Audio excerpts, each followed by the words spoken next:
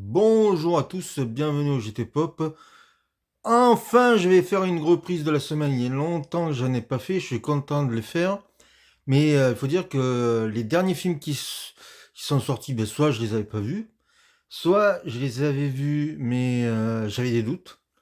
Le Ligné est sorti la semaine dernière, et quand j'étais jeune, je l'ai vu, j'avais adoré. Et je l'ai revu il y a 2 3 ans, mais en VF pourri. Et j'avais détesté. Donc, je me suis dit non, là, je ne vais pas en parler.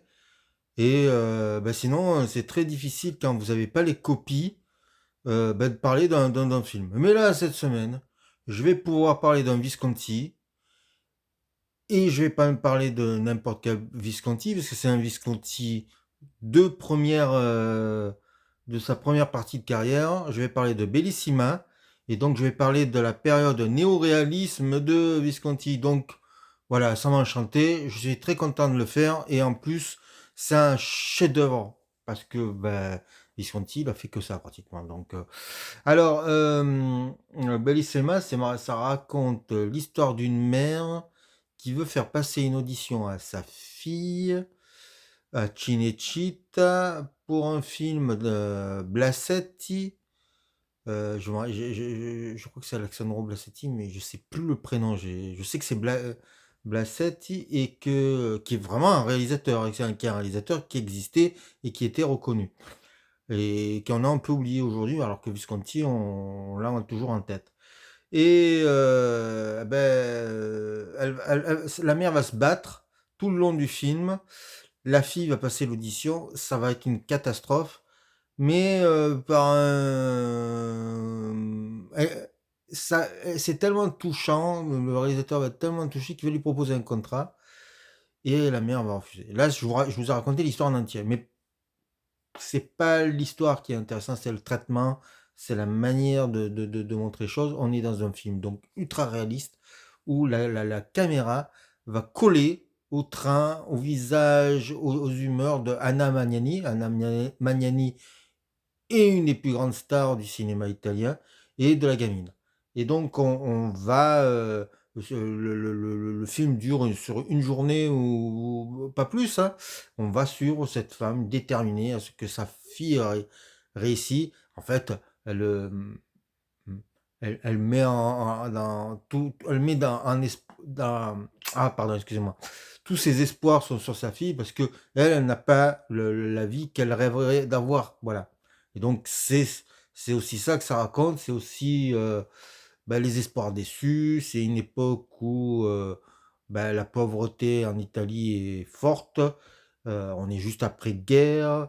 Et voilà. Donc, on est dans le néo-réalisme. Le néo-réalisme, c'est un genre inventé par De Sica, Rossellini et j'en oublie un troisième. Euh, et il y a eu une mouvance et qui a créé tout un cinéma.